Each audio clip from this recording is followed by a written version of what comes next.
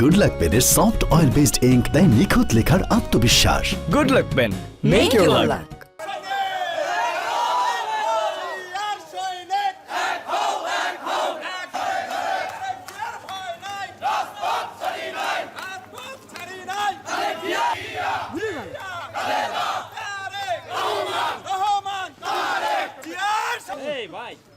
আমাদের একটা বিক্ষোভ মিছিল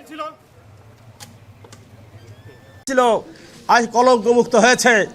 মানুষের দম বন্ধ হয়ে গিয়েছিল, মানুষের কথা বন্ধ হয়ে গিয়েছিল। আজকে মানুষ কথা বলতে পারছে, বুক ভরে নিঃশ্বাস নিতে পারছে।